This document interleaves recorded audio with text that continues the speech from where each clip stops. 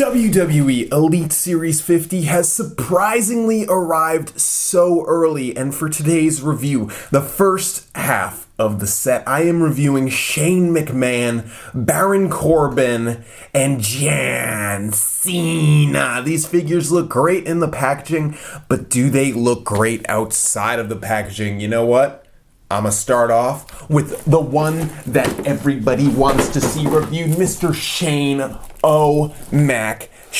McMahon. Now this figure, even before opening it, I am going to 100% recommend this. And why is that? Why do I recommend a figure before even opening it? Well, Elites are about $20, $22, and to get a figure and a breakaway announcer table for that price is amazing. It's basically a figure and a play set in one for the fantastic price point of $20 to $22. So even if you're not a fan of Shane McMahon, I'm sure many of you want a Mattel licensed breakaway WWE announcers table. And for that, I have to say that this figure could be total trash and I'd still recommend it.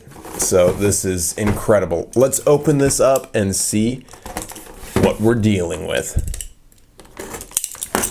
On the back of the box, you see a nice picture of Shane McMahon, and it says his attire is from WrestleMania 32 from April 3rd, 2016. A lot of these are from WrestleMania 32, which shows that it takes about a year for WrestleMania figures to come out. So for all of you saying they should bust out a Hardy Boys Elite, well, unfortunately, you're probably going to be waiting quite a while.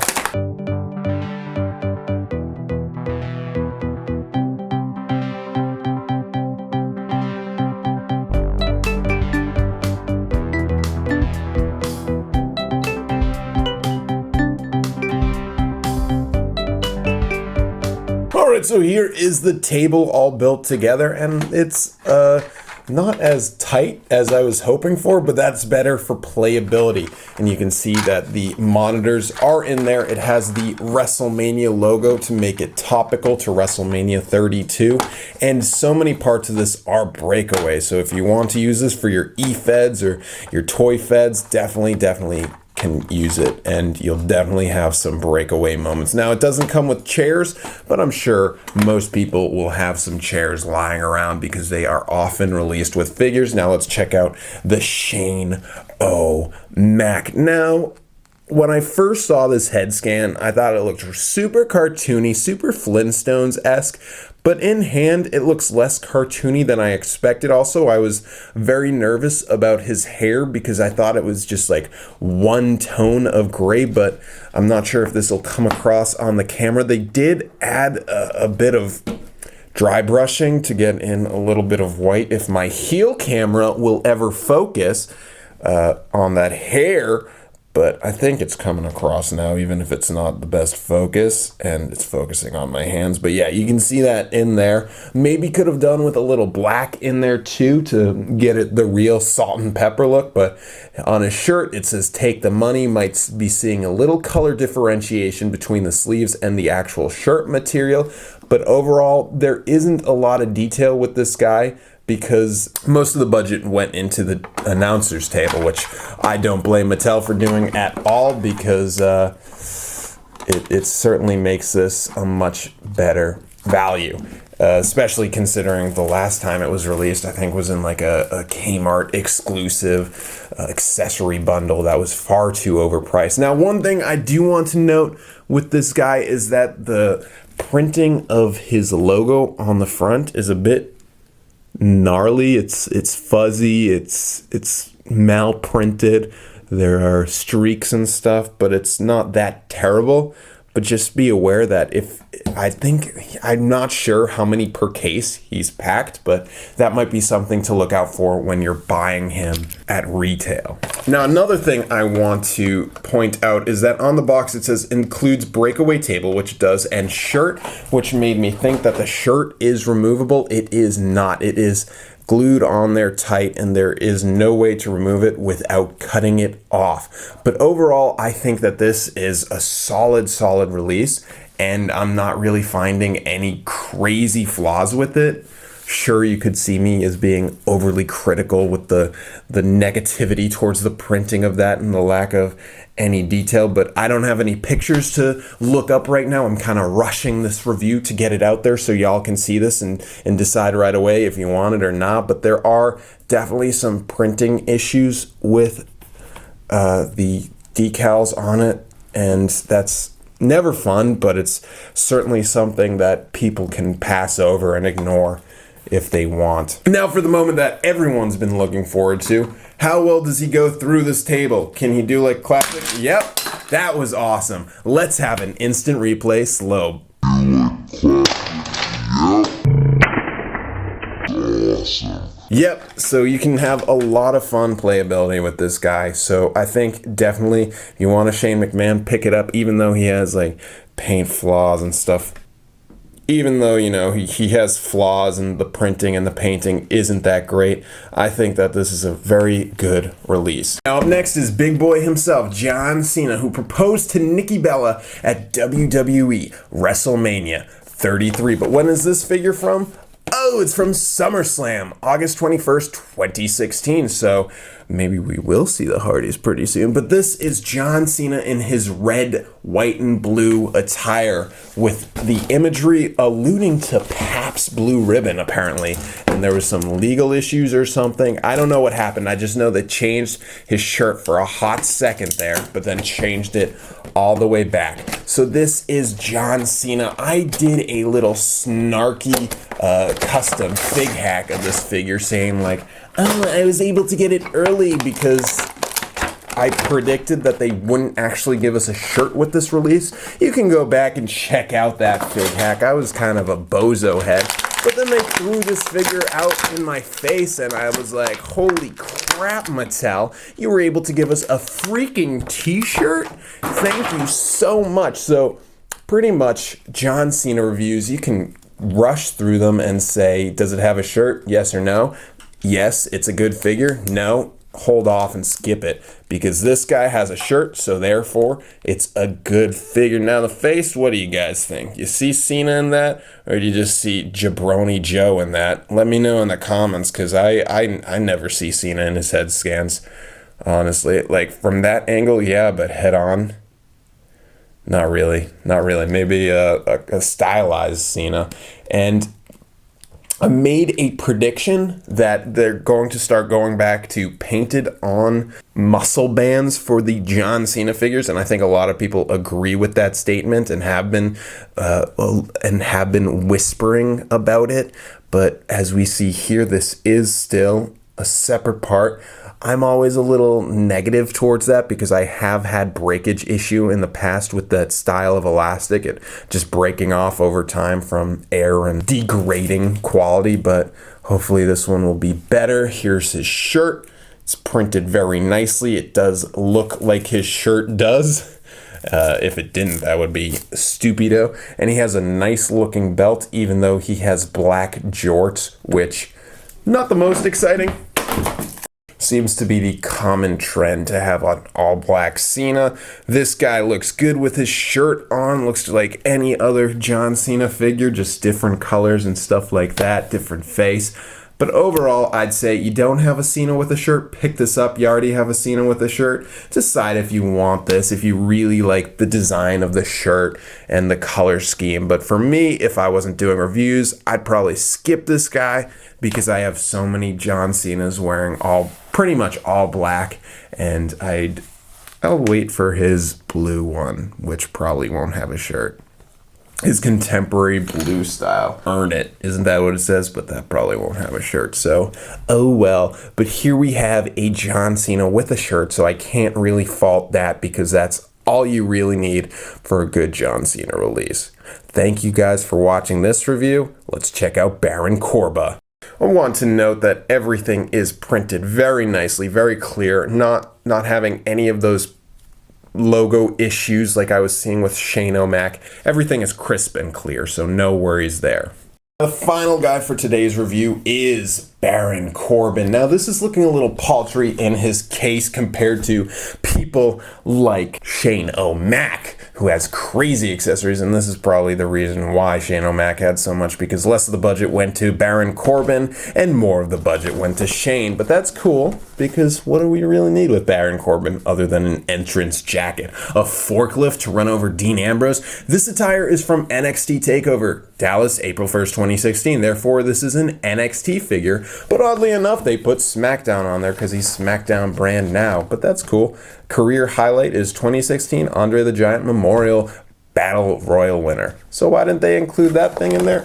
I don't know, but I'm fine with it. I don't actually need another one, but I bet some people would have liked to see that included with this release. Ugh. Now here is the figure out of the packaging, and I want to note that I didn't even realize that most of the budget probably went into retooling these legs and giving this guy some exclusive sculpts, which look very good. I'm a big fan of the detail work that they did. These individual dots, those are sculpted. Those are not just painted on the knees, how you have that little scrunching of the fabric. And these boots, I think, are just regular boots, so no need to get super excited about those. But those legs look very nice, and there is a lot of sculpting work that they didn't have to do.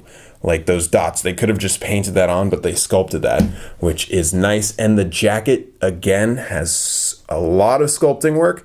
And you can see on the skulls, they did some paint work to make it a bit more three-dimensional, which is nice there with the tonal work and darkening it. And then you start to see that his tattoos are highly detailed. So let's take off his jacket, but you can see the face. It looks just like him. It looks just like him, seeing a little paint rub off on the face right there. Oh my gosh! But some people probably don't care about that. I'm Mr. Rain on your parade, so oh my gosh, look at the back of that.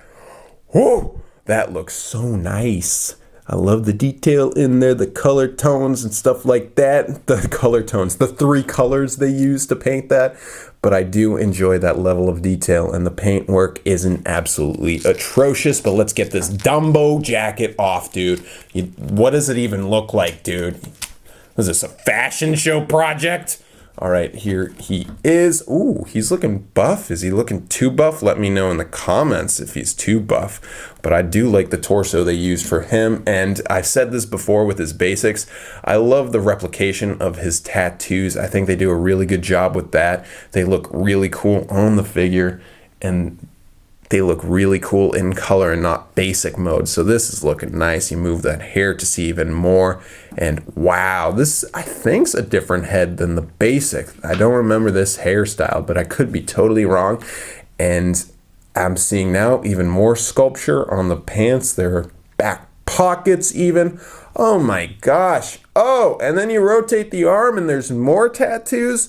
This guy, I assumed he didn't have a lot of budget work, but he got a lot on this figure, a lot of work, and I think it looks great. And I think this is like the sleeper hit of this Elite series. Like, I bet everyone's super hyped for Shane O'Mac, but when it comes down to it, the figure that I'm most excited for right now is this Baron Corbin, because he looks great and he has this cool looking jacket that's like baby's first fashion show, and these cool looking pants where it's like baby's first punk rock show.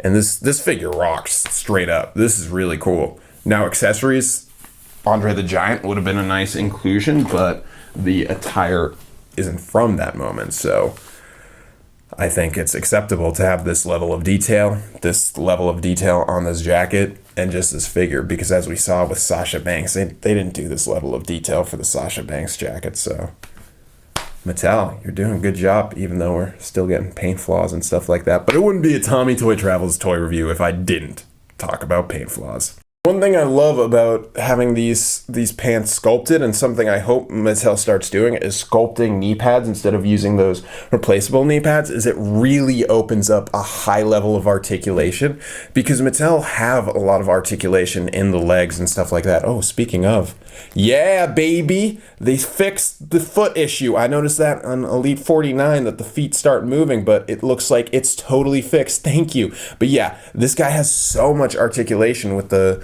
with the legs and stuff like that. So what do you say, Mattel? Start sculpting the knee pads? That would be sick. Also, I forgot to point out, John Cena figures now have this new articulation scheme, which actually inhibits articulation. It doesn't move as much as other figures can move at the elbow. So I'm not sure exactly why they're doing it, to hide the articulation.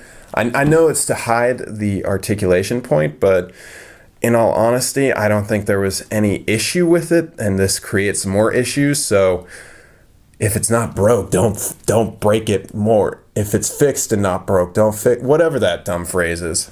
Also, before I end this, I didn't show you Shane O'Mac articulation. There is a torso crunch beneath the shirt, but unfortunately the shirt inhibits that. And his legs do move quite smoothly, and there is rotation at that foot, which is hidden and bends too. So you can do some articulation with that. And they didn't mess up his elbows. Nice, thank you. Thank you, Mattel. So, Elite 50 is super SmackDown heavy, and here in this first review, we saw Baron Corbin, Shane O'Mac, and John Cena. What did you think? Did you think I was super critical, or do you think I was a bit too light with this review? And which figure are you excited for? For me, Baron Corbin was the big surprise. Shane O'Mac, I knew I would be hyped for no matter what. John Cena, I knew I'd be a little disappointed for no matter what going into this review, but I'm excited that Baron Corbin surprised me more than I was expecting. And Shane O'Mac, even though he does have problems, I'm able to ignore them because it's a Shane O'Mac Elite, and they're not that huge of a problem. It's not like the figure is breaking apart, which I've seen in the past with some Rusev Walmart exclusive, I'm a-looking at you. But overall, I think that these are great, and if you, oh my gosh, and if you need some figures, you want them, you probably won't be disappointed, especially with the Shane O'Mac and his accessory. Seriously, guys. That might be a hard to come by figure for everyone getting that breakaway announcer table. And don't get me wrong, it is very fragile, and you might have some difficulty putting it together, but that's because it's a breakaway. And if it wasn't that fragile, then it'd be even more difficult to break it. And if you want something a bit more sturdy, Ringside Collectibles has stuff like that. But this isn't sponsored. I'm just saying you have alternatives. So thank you guys for watching this review, and I'll see you guys a couple days tomorrow with the rest of this set. So thank you for watching this. I'll see you next.